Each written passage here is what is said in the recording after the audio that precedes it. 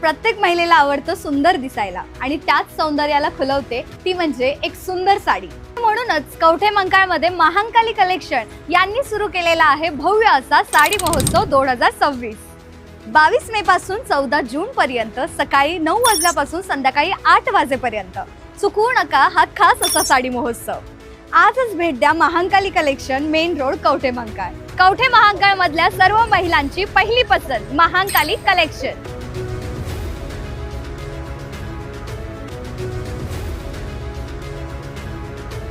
कवठे महांकाळच्या महांकाली साखर कारखान्याची एक गुंठाही जमीन विकून न देता साखर कारखाना सुरू करूया। आमदार विनय कोरे।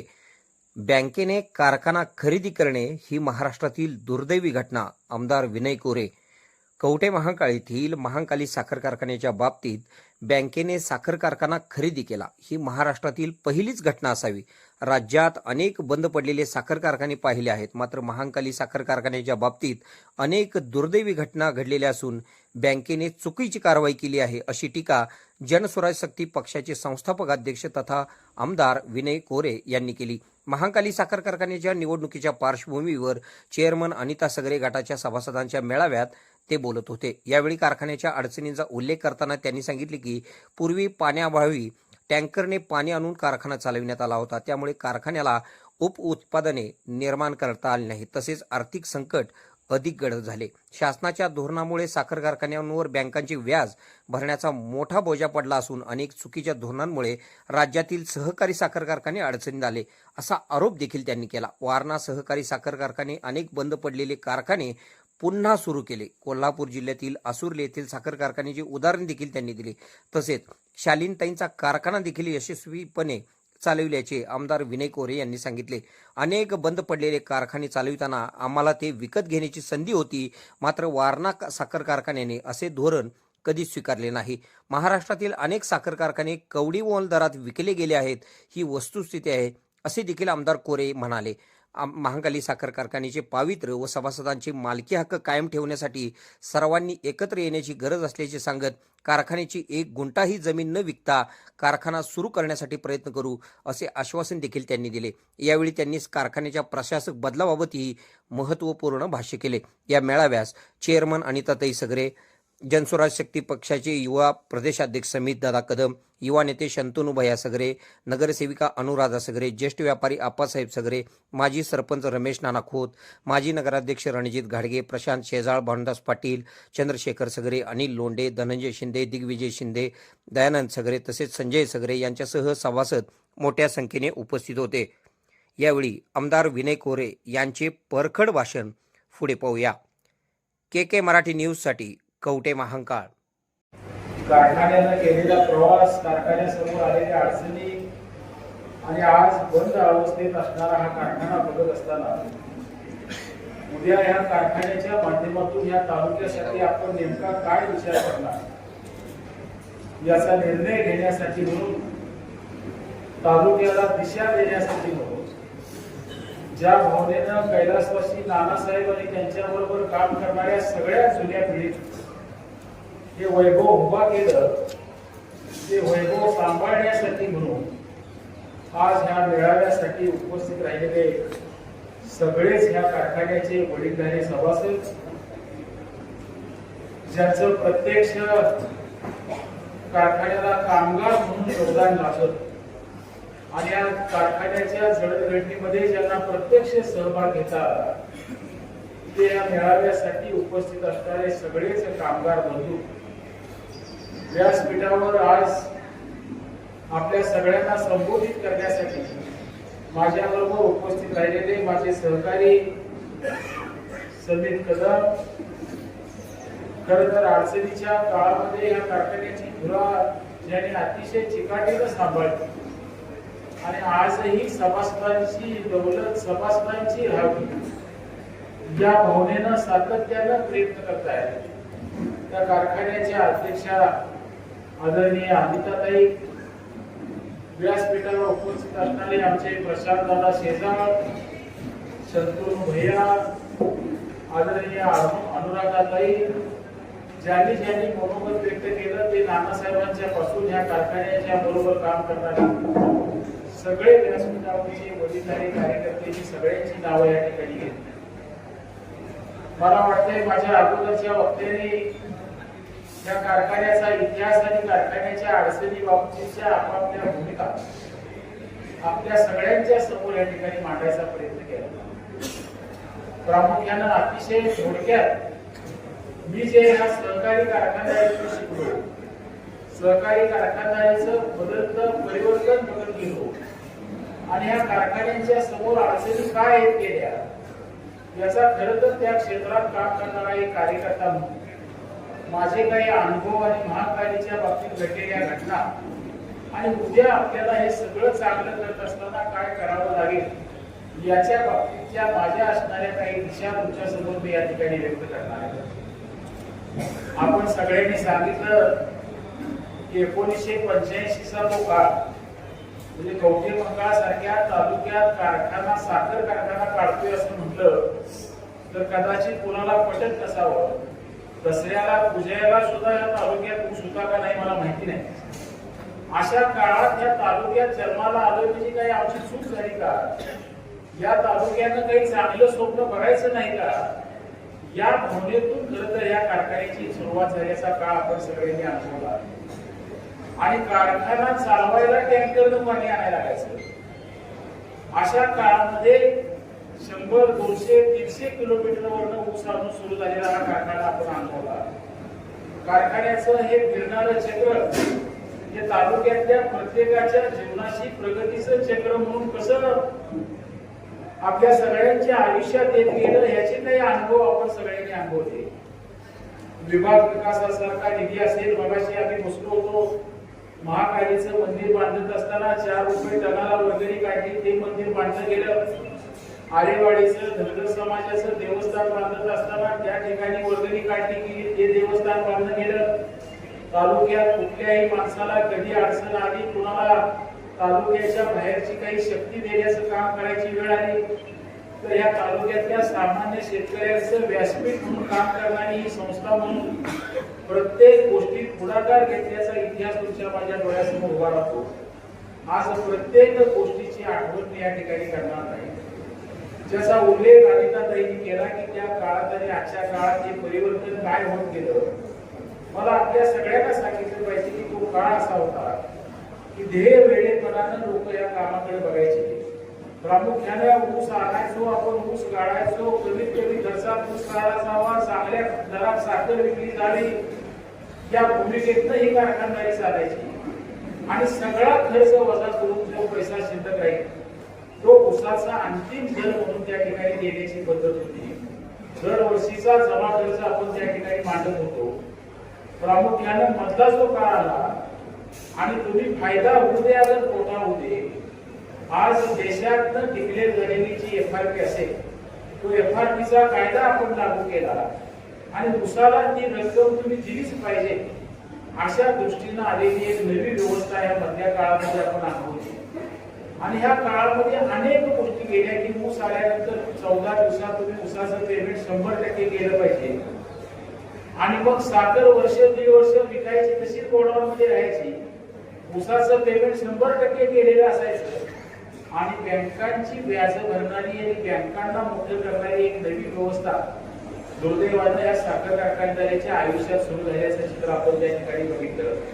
अनेक गोष्टी झाल्या ज्याचा उल्लेख अनिताताईंनी केला की उपपदार्थ निर्मितीचा विषय समोर आला. पण कवठेमंकाळ कारखान्याचा जर विचार केला तर कारखाना चालवायलाच पाणी उपलब्ध नाही तर मग डिस्टिलरी करायची कशी, अल्कोहोल निर्माण कसं करायचं, बगॅसपासून वीज निर्माण करणारा प्रकल्प या ठिकाणी कसा लावायचा. आज आजूबाजूचे कारखाने या सगळ्या प्रकल्पासहित या सभासदांच्या बरोबर आज स्पर्धा करत असताना या कारखान्याला आधार कसा द्यायचा या सगळ्या कारणांचा उल्लेख मी एवढ्यासाठी करतोय की हे का घडलं, हे कर्ज का वाढलं, या कर्ज वाढण्याच्या माध्यमातून ज्या अडचणी आपल्याला आणल्या गेल्या त्यातनं या बंद पडण्यापर्यंतचा हा प्रवास का झाला या सगळ्या विषयाची आठवण कुठं तर उद्याचं भवितव्य स्वीकारत असताना तुम्हाला आणि मला या ठिकाणी केलं पाहिजे. मला सांगितलं पाहिजे हा पहिला कारखाना असा असेल की ज्या कारखान्याची जमीन की बँकेनं स्वतः खरेदी करायचा प्रयत्न झाला, की आज सगळ्याकडच्या बँका काम करत असताना तुम्ही कर्ज देता, कर्ज वसूल करता, पण तुमच्या बॅलन्स शीटला थकबाकी कमी करायसाठी तुम्ही एखाद्या संस्थेची चांगली जागा स्वतः खरेदी केलेली दाखवता आणि स्वतःच्या बॅलन्स शीटवरचा तोटा कमी करायचा प्रयत्न करता. यासाठी या दुष्काळी तालुक्यातल्या कारखान्याचा वापर करता. अशा सुद्धा दुर्दैवी घटना जर इतिहासात आपण वळून बघायचं ठरवलं आणि सत्य परिस्थिती काय आहे ते खरं जाणून घ्यायचं ठरवलं तर तुमच्या आमच्या डोळ्यासमोर आल्याशिवाय राहत नाही. आणि मग या काळामध्ये हा कारखाना वाचवलं, बँकेने केलेली ऍक्शन चुकीची आहे पटवून दिलं, DRT सारख्या कोर्टामधनं तशा प्रकारचे आदेश आणलं आणि आज ही सगळी वैभव जे आपण निर्माण केले ते अजून चांगल्या पद्धतीनं पुढे नेण्यासाठी धडपड करणं, या विचाराला कुठंतरी आपल्या सगळ्यांना या माध्यमातून त्या ठिकाणी ताकद द्यावी लागणार आहे. मी या व्यासपीठावर या निमित्तानं एवढं सांगेन की मी या कारखान्याचे सगळी बॅलन्स शीट बघितली, सगळे प्रामुख्याने असणारे अडचणी बघितले. मी तुम्हाला सांगतो, मी साखर कारखाने महाराष्ट्रातले बंद पडलेले अनेक बघितले आणि हे कारखाने विकले जाऊ नये आणि खासगी माणसांच्या काळात जाऊ नये, हे सभासदाच्या मालकीचे राहावे, हा प्रामाणिक प्रयत्न करणारा एक कार्यकर्ता म्हणून मी महाराष्ट्रात काम केलं. मी वारणा कारखान्याच्या माध्यमातून बंद पडलेले अनेक कारखाने चालू केले जे आजही सुस्थितीत आहेत. तुम्ही माहिती घ्या, माझ्या पन्हाळा तालुक्यातला आसुर्ले कोल्हे बंद पडलेला कारखाना आम्ही चालवला, त्याला चांगली परिस्थिती निर्माण करून दिली. आजरा तालुक्यामधला बंद पडलेला कारखाना आम्ही चालवला, त्याला आज उर्जित अवस्था आणून दिली. शालिनीताई पाटलांनी काढलेला जरंडे साखर कारखाना तो बंद पडलेला आम्ही चालवला, त्या कारखान्याला उर्जित अवस्था आणून दिली. यवतमाळ सारख्या आत्महत्या केल्या जायच्या अशा ठिकाणी वसंतराव नाईकांच्या नावानं सुरू झालेला कारखाना चालवला. गोदेगाव सारख्या ठिकाणी यवतमाळचा कारखाना चालवला. मला हा कारखाना खरेदी करायचा नव्हता, त्याचा कुठलाही कारखाना वारणा कारखान्याला खरेदी करता आला असता, पण माझी एकच भावना होती की कारखाने निर्माण करणाऱ्या लोकांची जी भावना आहे आणि शेतकऱ्यांचं कधी काही आपण टिकवणार आहोत का नाही, आणि ह्या भावनेतून खरं तर आम्ही हे कारखाने चालवायचा प्रयत्न केला.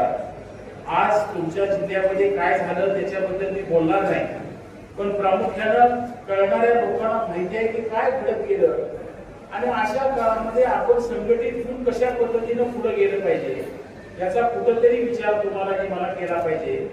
आज शेतकऱ्यांनी निर्माण केलेले हे कारखानदारे सध्याच्या लोकांनी कवडी मोल रकमेनं खरेदी केल्याची अनेक उदाहरणं खरं तर ह्या व्यासपीठावर मला सांगता येते.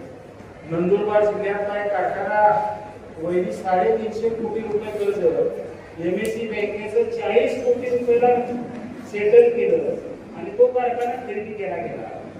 असंच तुमच्यासारखे 150-200 एकर जमीन असणारी आणि ज्यावेळेला एखादी गोष्ट अति होते त्यावेळेला त्याच्यावर काही ना काही परत्यावर उपचार निघत असतो आणि मग ह्याच्यावर मला वाटते अण्णा हजारेंनी आंदोलन केलं.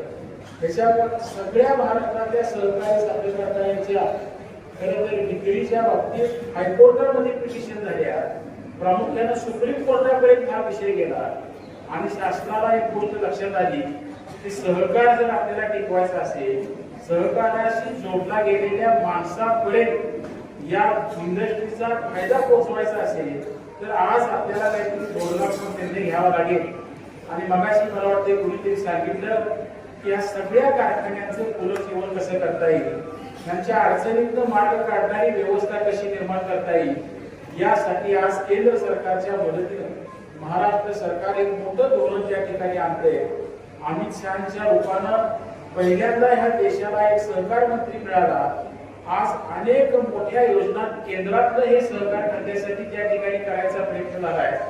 मी आपल्या सगळ्यांना सांगेन, मागच्या कोल्हापूरच्या अमित शहाच्या दौऱ्याच्या वेळेला त्यांनी एक मोठी घोषणा केली की जे कारखाने आणि काही तुम्ही जे म्हणता की आमची कॅपॅसिटी छोटी आहे, आज नवीन बायप्रोडक्ट करायला पुन्हा नवीन कर्ज आम्हाला काढायच्या अडचणी आहे, अशा सगळ्या कारखान्यांच्यासाठी खरं तर इफको नावाची जी खत निर्माण करणारी कंपनी आहे, या कंपनीच्या माध्यमातून ज्या कारखान्यावर जॉईंट व्हेंचर ही सरकारी कंपनी करणार आणि त्या कारखान्याच्यावर इथेनॉलचा प्लॅंट टाकणं, त्या कारखान्यावर बायोगॅसचा प्लॅन्ट टाकणं, त्या कारखान्याला आर्थिक समृद्धी देत असताना खरं तर देशासाठी आवश्यक असणाऱ्या या गोष्टी करणारी एक नवी व्यवस्था आज निर्माण करायची घोषणा देखील या ठिकाणी केली.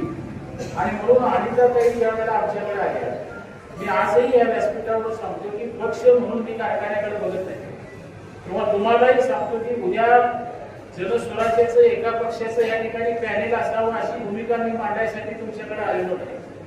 मी या दुष्काळी तालुक्यातल्या माणसासाठी बघितलेल्या स्वप्नाचं पावित्र्य आपल्या सगळ्यांना जगता यावं भूमिका सांगण्यासाठी विचारणार आहे. आजही ही भूमिका जपायची असेल, हे पावित्र्य जपायचं असेल तर या तालुक्यावर प्रेम असणाऱ्या सगळ्या चांगल्या लोकांनी या प्रक्रियेमध्ये यावं आणि या संस्थेला खरंच वाचवलं, या संस्थेच्या निर्मिती मागच्या भावनेला आधार दिलं आणि खरोखर ह्या तालुक्यानं बघितलेलं एक वैभव पुन्हा नव्या वैभवामध्ये रूपांतरित करण्यासाठी काम करणं, ही भूमिका घ्यावी हे सांगायसाठी, हे मनापासूनचं आव्हान करायसाठी मी या ठिकाणी आलोय. मला आपल्या सगळ्यांना या व्यासपीठावर सांगितलं पाहिजे की या कारखान्याला कुठलीही अडचण नाही. म्हणजे मी जेवढे अडचणीतले कारखाने बघितले वैनी, मी या व्यासपीठावर सांगेन की त्या सगळ्या कारखान्यांच्या मध्ये सगळ्यात चांगली प्रॉपर्टी, सगळ्यात चांगली मालमत्ता आणि सगळ्यात कमी कर्ज असणारा जर कुठला कारखाना असेल किंवा हा महाकाली कारखाना आहे. म्हणून मला बाहेर अडचणीतून काढणं एक फार मोठं आव्हान आहे असं नाही. माझ्या मनातल्या ज्या योजना आहेत मी सगळ्याचा खुलासा आज या ठिकाणी करणार नाही, पण उद्या तुम्ही हे पॅनेल निवडून आणा आणि ज्या गोष्टी कराव्या लागतील, आज DRPच्या माध्यमातून आम्हाला काही ठिकाणी नव्या केसेस कराव्या लागणार आहेत, बँकेबरोबर तडजोडीसाठी आम्हाला बसावं लागणार आहे, तडजोडीची रक्कम योग्य जी आज महाराष्ट्रात अडचणीच्या कारखान्यांना देण्याचं धोरण ठरलं, ती तडजोडीची रक्कम ह्या कारखान्याला मिळाली पाहिजे आणि दुष्काळी तालुका म्हणून जादाची सवलत मिळाली पाहिजे अशा प्रकारचा आग्रह करणार आहे. कमीत कमी पैशामध्ये सगळी बँक भागवून आणि नव्या कर्जाच्या माध्यमातून या कारखान्याचं पुनर्जीवन करणं, ज्याचा उल्लेख पहिली तुम्ही केला, ज्या तुम्ही 21 कोटी रुपये जमिनीला भरलेले आहेत तर त्याच्याशी सुद्धा बैठक करूया, त्याचाही एक पैसा आपल्याला बुडवायचा नाही, त्याचे पैसे परत दिले. पण एकही गुंठा या कारखान्याची जागा मालमत्ता न विकता महाकालीचा आशीर्वाद दुष्काळी तालुक्यावर जर आपण सगळ्यांनी प्रामाणिकपणे सेवा करायची ठरवलं तर तो कसा आपल्या सगळ्यांना मिळवता येतो आणि कसा आदर्श निर्माण करता येतो हे महाराष्ट्राला दाखवून देण्याचं काम आपण सगळेजण करूया, एवढीच अपेक्षा आणि आव्हान या कार्यक्रमाच्या.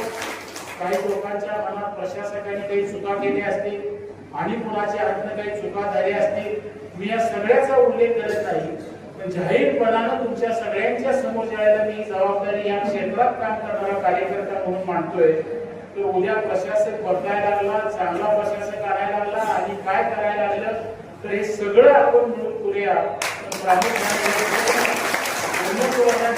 आपण सगळ्यांनी मनापासूनचा सहभाग घेऊया, एवढीच अपेक्षा आपल्या सगळ्यांच्याकडनं करतो. पुन्हा एकदा 2 दिवसाच्या निरोपावर एवढ्या मोठ्या संख्येनं आपण या कारखान्याच्या उद्याच्या भवितव्यासाठी या ठिकाणी उपस्थित राहिला त्याबद्दल सगळ्यांचे आभार पुन्हा व्यक्त करतो आणि माझं मनोगत संपवतो. खुश खबर, मूळ व्याधीचे आधुनिक उपचार आता आपल्या कवठेमहांकाळ शहरामध्ये उपलब्ध. सुविधा आधुनिक लेझर मशीन, दुर्बिणीतून तपासणी, ऍडमिटची गरज नाही. पोट विकार, बुद्ध विकार यावर आयुर्वेदिक उपचार व सल्ला. मूळ व्याधी, शर, भगंदर, पायलोनायडल, सायनस यावर लेसर व आयुर्वेदिक खात्रीशीर उपचार. हार्निया, अपेंडिक्स, कान, नाक, घसा व स्त्रीरोग चिकित्सा, गर्भाशय काढणे इत्यादी सुविधा आता आपल्या कवठेमहांकाळ शहरामध्ये डॉक्टर आलमगीर मुजावर यांच्या आशीर्वाद हॉस्पिटलमध्ये उपलब्ध. आमचा पत्ता दत्त मंदिर, जुना Agalgaon road, Kolekar petrol pump शेजारी, कवठेमहांकाळ.